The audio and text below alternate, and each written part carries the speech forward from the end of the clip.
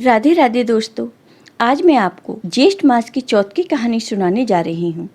अगर आपको ये कहानी पसंद आई तो कमेंट बॉक्स में भगवान गणेश की जय अवश्य लिखिए।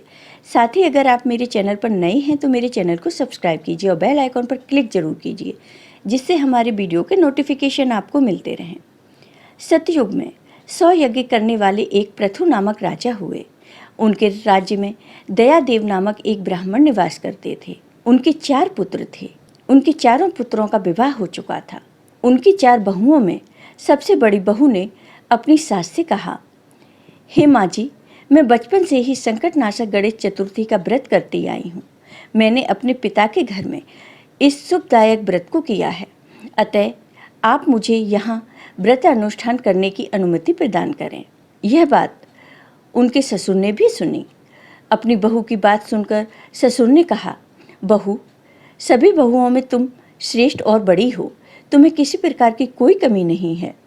ऐसी स्थिति में तुम किस लिए व्रत करना चाहती हो? अभी तुम्हारा समय उपभोग करने का है। ये गणेश जी कौन है? फिर तुम्हें करना ही क्या है? कुछ समय बाद बड़ी बहू गर्भवती हो गई और 9 महीने बाद उसने एक पुत्र को जन्म दिया। उसकी सास अपनी बहू को व्रत नहीं करने देती थी और हमेशा व्रत छोड़ने के लिए बहू को बाध्य करती थी।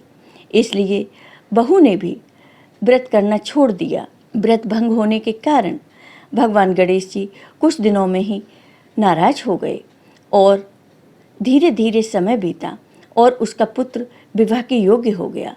विवाह काल में वर वधू के सुमंगली के समय उसके पुत्र का अपहरण कर लिया।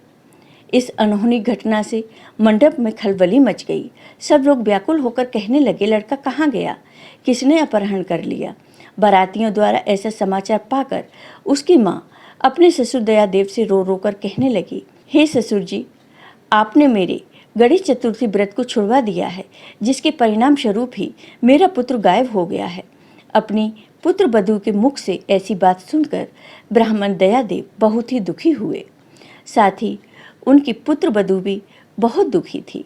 साथ ही उस लड़की का जिससे विवाह होने वाला था, वह लड़की भी बहुत ही दुखी रहती थी। दुखी होकर वह लड़की प्रतिमास संकटनाशक गणेश चतुर्थी का व्रत करने लगी। एक समय की बात है, एक वेदज्ञ और दुर्बल ब्राह्मण भिक्षाटन के लिए उस लड़की के घर आए। ब्राह्मण ने कहा, हे बेटी, मुझे भिक्षा स्वरूप इतना भोजन दो कि मेरी क्षुधा शांत हो जाए। उस ब्राह्मण की बात सुनकर उस कन्या ने उस ब्राह्मण का विधिवत पूजन किया। भक्तिपूर्वक भोजन कराने के बाद उसने ब्राह्मण को वस्त्र आदि दिए। कन्या की सेवा से संतुष्ट होकर ब्राह्मण कहने लगे, हे बेटी, हम तुम पर प्रसन्न हैं। तुम अपनी इच्छा के अनुकूल मुझसे वरदान प्राप्त कर लो। मैं ब्राह्मण के वेश में गणेश हूँ और तुम्हारी भक्ति से प्रसन्न होकर यहाँ आया हूँ। ब्राह्मण की बात सुनकर कन्या हाथ जोड़कर निवेदन करने लगी, हे विघ्नेश्वर, यदि आप प्रसन्न हैं तो मुझे मेरे पति के दर्शन करा दीजिए। कन्या की बात सुनकर गणेश जी ने उससे कहा, हे बेटी, तुम जो चाहती हो वही होगा।